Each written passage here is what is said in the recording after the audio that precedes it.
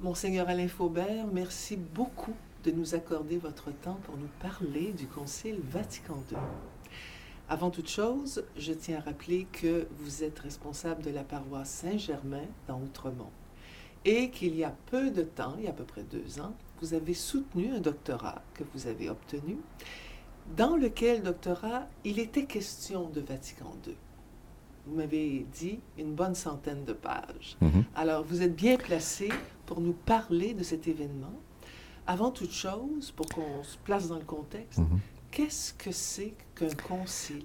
Il faut imaginer, Thérèse, une grande assemblée de théologiens, d'abord de pasteurs, de théologiens, d'experts, parfois même dans l'histoire, des laïcs aussi, qui ont pris part à ce grand rassemblement pour réfléchir une question théologique, pastorale, doctrinale dans l'Église. C'est un événement exceptionnel. Il y en a eu une vingtaine, Vatican II, dans l'histoire de l'Église catholique romaine, c'est peut-être le 21e, selon différents calculs. Et donc, on célèbre un concile. C'est pas simplement une assemblée délibérante. Il faut savoir qu'on célèbre un concile. On ne fait pas juste discuter, on prie beaucoup. La parole de Dieu est au centre. À Vatican II, toutes les sessions, toutes les congrégations générales de Vatican II voyaient arriver l'Évangile au centre de l'assemblée pour bien signifier que celui qui est là, qui est au milieu de nous, c'est le Christ, c'est le Verbe, c'est lui qui nous dirige dans l'Église. Et en ce qui concerne Vatican II, dont on va célébrer le cinquantenaire, oui. Quels étaient les contextes, si on veut, de l'histoire de l'Église qui ont conduit à ce concile? Il y a, c'est vrai, Vatican II n'est pas une génération spontanée. Oui. Pourtant, en même temps, quand il a été annoncé le 25 janvier 1959 par Jean XXIII, cette tenue de concile, ça a pris un peu tout le monde par surprise parce qu'on se disait, depuis Vatican I, on a un pape dans l'Église, on a un pape qui a un charisme d'infaillibilité, on n'a plus besoin de cet organe extraordinaire là, de rassemblement de milliers de personnes pour décider des choses. Le pape peut décider et puis après ça, on suit, quoi.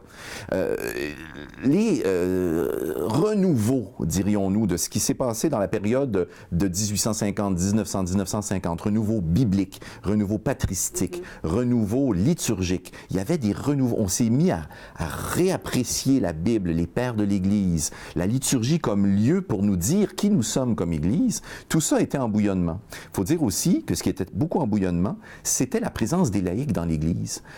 Les laïcs qui prenaient leur place de plus en plus. Il y avait ce grand mouvement de l'Action catholique qui envoyait des laïcs dans toutes les couches de la société pour évangéliser. Bon, il y avait tout ça qui était un peu en mouvement, et évidemment, une société en mouvement. L'industrialisation, la modernité qui nous rentre dans le corps, les grandes guerres mondiales au milieu du 20e siècle, tout ça pose de grandes questions. Et c'est ce qui amène Jean XXIII, le 25 janvier 1959, à peine 3 mois, imaginez. Ce vieux pape, dont on dit, ça va être un pape de transition, là. On le met là, parce que Pie XII, le brillant, ça nous prend une période de sas avant de passer à autre chose. Oui. Bon, Angelo Roncalli, 78 ans, allez, on l'élit pape, et puis il fera pas de vague. 3 mois à peine après son élection et son élévation sur le trône de Pierre, il appelle ce concile. 25 janvier, c'est pas une date neutre. C'est la fin de la semaine de prière pour l'unité des chrétiens.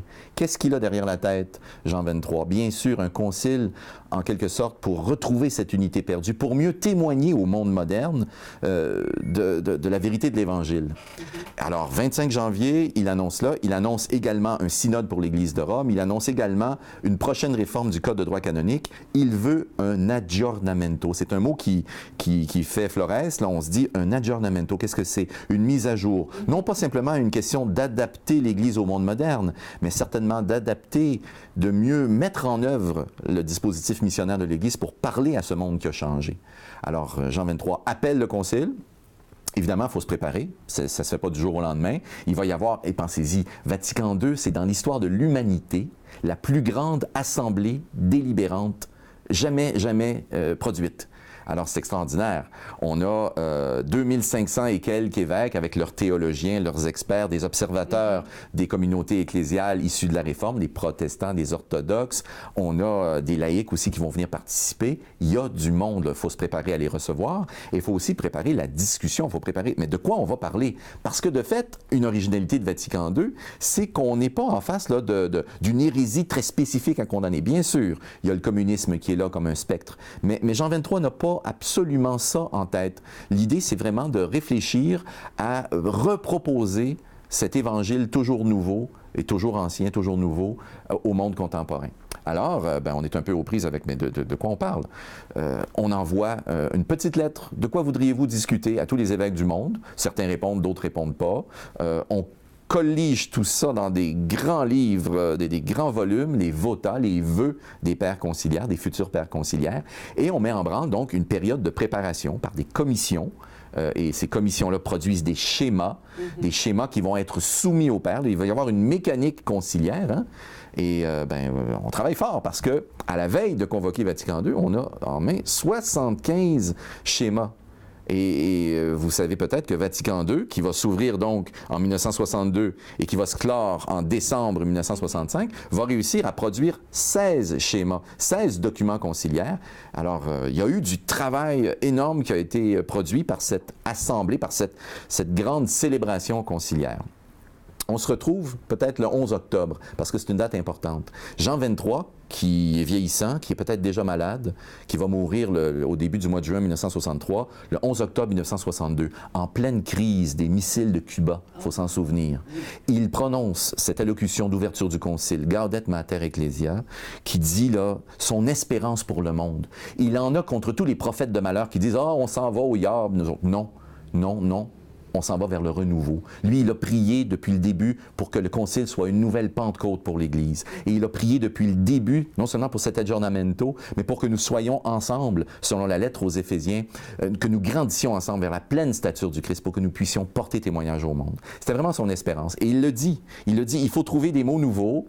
Et il veut insister sur l'aspect pastoral du concile. On va dire, peut-être injustement, que le concile Vatican II n'était pas un concile dogmatique, mais qu'il était un concile pastoral. En fait, ce qu'il a été, c'est un concile qui a eu le souci de présenter de manière pastorale la doctrine chrétienne catholique. Et c'est ce qu'il a fait. Vatican II a un style dans sa façon de présenter les choses, de parler au monde, qui est assez nouveau après tout. Ce n'est pas le mode de la condamnation, ce n'est pas le mode du bâton pour taper sur la tête des gens, c'est le mode de la miséricorde et du dialogue avec le monde contemporain. Et dans ce que vous venez d'évoquer, est-ce qu'il y a eu au cours du concile, on ne peut pas élaborer sur tout, mais néanmoins, des contextes ou des documents où il y a eu plus d'assentiments et d'autres où il y a eu grande critique. De fait, on pouvait penser, on arrive à Vatican II, on veut faire les choses un peu vite. Les commissions conciliaires qui ont été principalement, les commissions préparatoires qui ont été principalement habitées par des gens de la curie romaine, ont préparé donc ces fameux documents, ces schémas. On se dit, l'Assemblée des pères, là, les 2500 qui sont là, ils vont nous approuver ça, et puis à Noël, on a fini. Noël 1962, non. Première grande surprise du concile, c'est le cardinal Liénard qui, le 13 octobre, 2 jours après l'ouverture, se lève puis dit, il faut élire des commissions conciliaires pour que le travail donc d'amendement se poursuive. On va prendre un petit break, si vous voulez bien, pour qu'on se connaisse mieux entre nous. Révolution. On voit les évêques donc, qui applaudissent, qui sortent de l'aula, c'est-à-dire de Saint-Pierre de Rome, parce que c'était dans Saint-Pierre que se tenaient ces congrégations générales. Les journalistes sont là, mais disent, mais qu'est-ce qui se passe? On s'en va parler entre nous, on s'en va réfléchir en conseil, en commission, en congrégation, pour se dire, les épiscopats du monde entier doivent choisir entre eux là, des représentants. Voilà, première surprise, ça ne sera pas la mécanique prévue. Deuxième surprise, c'est qu'il y a effectivement un nombre important de documents qui avaient été préparés, qui seront ou bien abandonnés en cours de route, ou bien refusés par l'Assemblée conciliaire en disant « ce n'est pas satisfaisant ». Et ça prend pas de temps à se passer. Au mois de novembre 1962, le schéma qui devait mener à une constitution dogmatique sur la révélation divine, pas n'importe quoi, est refusé. On dit non, c'est pas satisfaisant. Il y a une première crise autour de ça. Et c'est Jean 23 qui va trancher en disant on va créer une commission mixte pour réélaborer le document. Et de fait, ce document-là va donner Dei Verbum, une des 4 constitutions, un des 4 documents qui ont le niveau d'autorité de constitution à Vatican II. Et toujours dans le prolongement de ce que vous dites, on sent très bien qu'il y avait autour de ce concile beaucoup d'espérance. Oui, beaucoup d'espérance. Et vous savez comme moi que plusieurs, après le concile, ont été déçus. Pouvez-vous nous expliquer, on pourrait dire, la marge entre une espérance extraordinaire et une déception aussi profonde. Il faut d'abord se dire que Vatican II, c'est le premier concile de l'époque des masses médias. Ah. Et de fait, les conciles, on voit sur les documents qui sont distribués au père, là, secret d'État, mais ça a eu quand même un immense impact. Il faut dire que quand Jean XXIII appelle le concile, il n'y a pas énormément de réactions, mais plus ça va, plus il y a un engouement populaire et on se met à discuter. Et puis, la période préparatoire met beaucoup sur la table, beaucoup de discussions. Particulièrement ici au Québec, au Canada, il y a eu vraiment un engouement pour ce concile qu'on a suivi donc de jour en jour à travers la télévision, à travers les médias, à travers les journaux. Donc, il y a une opinion publique qui se crée autour du concile et puis qui se met à espérer toutes sortes de choses, bien sûr, mais ça va dans toutes les directions. Il faut savoir que si, par exemple, dans la période qui va s'ouvrir à la fin du concile, donc le concile se clôt le 8 décembre 1965, dans la période qui suit, il y a un grand enthousiasme. Bon, on se dit, ben voilà, les choses vont changer rapidement. C'était peut-être se dire que les mentalités, il faut quand même se le dire, les mentalités, ça ne change pas rapidement. Et un concile, c'est jamais... on peut penser qu'il faut appliquer les décisions de Vatican II. C'est beaucoup plus subtil que ça. On se parle dans l'Église de réception d'un concile. L'Église est comme un corps humain. Elle assimile de la nourriture, mais justement, ça prend un temps de digestion. Et à 50 ans, dans l'expérience donc qui suit Vatican II, on est là, on est à 50 ans de l'ouverture du concile, on est encore en train de digérer des choses. Alors, deux groupes sont probablement absolument déçus. Les ultra-progressistes qui espéraient, par exemple, du jour au lendemain que, ben là, on puisse faire absolument n'importe quoi autour, par exemple, de la liturgie ou d'avoir de l'extrême créativité et puis des changements majeurs, l'ordination des femmes, le mariage des prêtres, tout ça allait changer, bien sûr.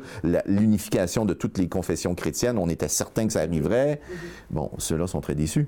Il y a aussi une frange de déçus dont on parle peut-être moins, c'est effectivement ceux et celles qui se disent le concile a déraillé et puis il nous envoie sur des voies nouvelles, et puis c'est la nouveauté, mais une nouveauté qui n'est pas fidèle à l'Évangile.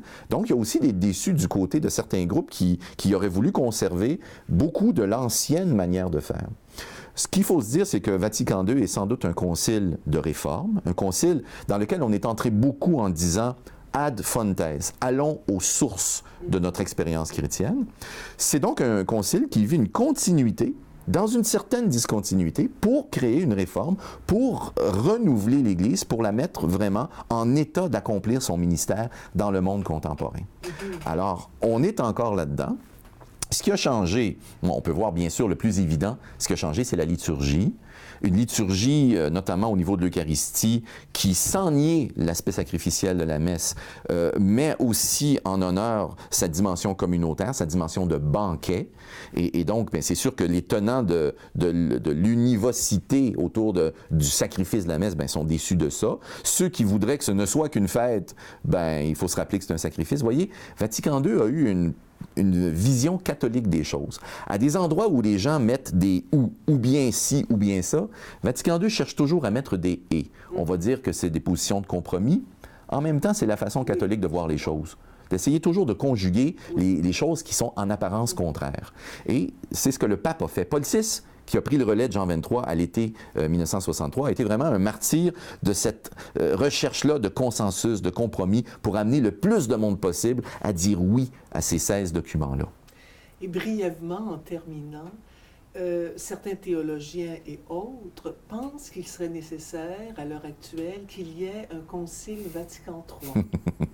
Oui. Qu'en pensez-vous? Bon, écoutez, on est encore... C'est un peu comme se dire, ben, il faudrait retourner à table alors qu'on est encore en train de digérer le dernier repas. Oui. Il y a, de fait, bon, Jean-Paul II disait de Vatican II qu'on est encore en train d'accueillir, qu'on est encore en train de creuser, que c'est une boussole fiable pour le troisième millénaire. Vous voyez, Jean-Paul II, tout son pontificat, était quand même assez orienté vers ce passage-là au nouveau millénaire. On est encore dans cette idée-là. Je pense que Benoît XVI est encore aussi en train d'aider l'Église à passer à ce nouveau millénaire et puis à digérer Vatican II. Pour ma part, moi, je me dis, on est encore dans une étape de digestion et peut-être aussi, on est dans des remous. Est-ce que Vatican III s'imposerait? Moi, d'après moi, non. Pas pour l'instant, mais ça va venir. Ce ne sera peut-être pas Vatican III, mais en tout cas. Sait-on jamais. Voilà. Alors, Monseigneur Alain Faubert, merci infiniment de ces explications. Grand plaisir.